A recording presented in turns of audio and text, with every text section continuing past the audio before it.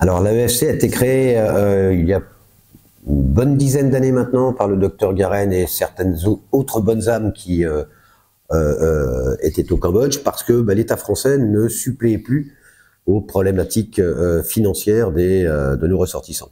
On est la seule association d'ailleurs depuis très longtemps à soutenir nos ressortissants, puisque les autres nations malheureusement n'ont pas d'association et ne les soutiennent pas plus que ça, ni dans l'ambassade, etc. L'AEFC a été créé par Jean-Claude Garen, donc, et depuis, notre vocation, elle est d'apporter un soutien, alors d'abord informatif, à la fois aux adultes, mais également aux enfants, puisqu'on gère également les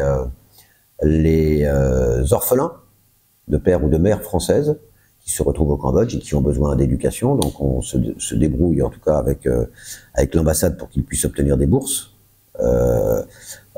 Et puis être suivi et qu'il ne reste pas dans une situation précaire avec une maman qui malheureusement n'a pas eu l'éducation que son mari avait. On s'occupe des prisonniers, on n'en a pas beaucoup aujourd'hui, tant mieux, donc on essaie de leur apporter un certain réconfort.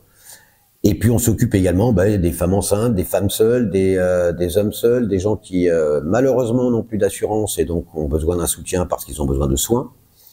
Et puis on renvoie également en France ces Français qui à un moment ou à un autre n'ont plus de solution au Cambodge que de repartir dans une France qui continuera à les aider.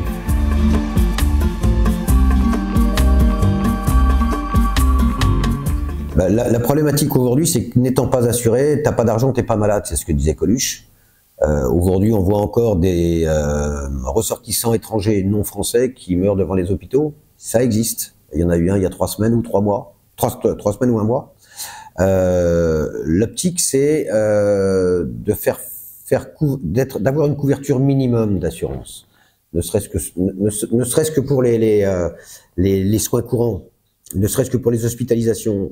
On a eu un cas dernièrement où le coût de ce monsieur, c'est 15 000 $. Qui paye? Et aujourd'hui, les fonds d'association ne sont pas non plus extensibles. Il y aura d'ailleurs le 16 novembre prochain la soirée Beaujolais organisée à l'ambassade. On espère bien en tout cas se refaire des fonds pour continuer à aider les ressortissants.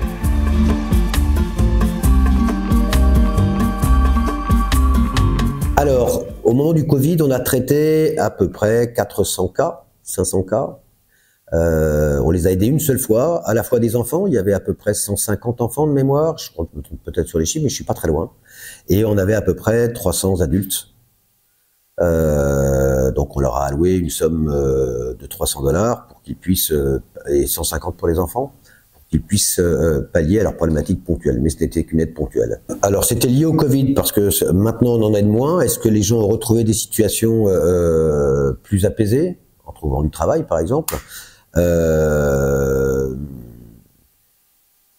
Cette année, on aura aidé à peu près une centaine de personnes. Alors sous différentes formes. C'est un problème de retraite. Ah, j'ai pas, mon certificat de vie n'est pas arrivé en temps et en heure. Je n'ai plus de retraite depuis 6 mois. C'est un problématique. Est-ce que vous pouvez m'aider? Donc auquel cas, on a au sein de l'équipe 2 personnes qui ont toute compétence à les aider pour obtenir effectivement le retour à leur retraite normale. Mais c'est également des gens qui ont des problèmes de santé qu'il faut aider, ont des problèmes ponctuels d'argent qu'il faut aider, ont des enfants qu'il faut soutenir. D'ailleurs, dernièrement, on a fait une opération à l'ambassade où on a emmené 60 enfants. En plus des enfants orphelins, on a emmené des enfants défavorisés ou en précarité ici. On les a emmenés à l'ambassade où ils ont pu visiter les services de l'ambassade, ils ont pu faire un jeu dans les jardins de l'ambassade, et derrière, Maud, la femme de l'ambassadeur, les avait reçus pour goûter. Voilà le genre d'action qu'on mène.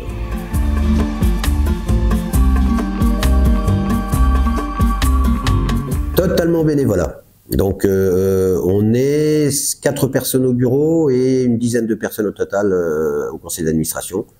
Et puis on a la chance d'avoir quelqu'un, Bernard, à Siem Reap, qui en tout cas est notre pendant et notre référent, et nous permet en tout cas d'identifier les cas qui aujourd'hui nécessitent une aide.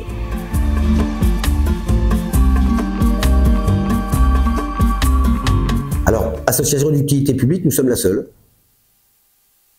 au Cambodge. Autre association, il y a l'UFE, Et il y a l'association de Florian qui est à Simrep. Voilà mes connaissances. Quelles sont les associations? Il y en a une autre, je crois. Ah oui, il y a aussi celle d'Yvon-Chalm.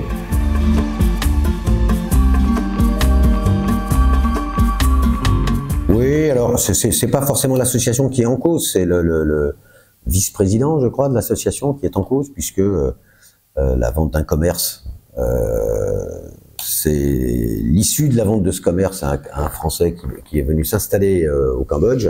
Eh bien, il est décédé, ce monsieur, et on a aujourd'hui récupéré 2 enfants orphelins supplémentaires. Donc, je pense que il manque peut-être ici, notamment lorsqu'on est un élu, il manque de, je vais pas dire d'honnêteté, mais d'exemplarité. Mais je dirais pas plus. C'est pas mon rôle.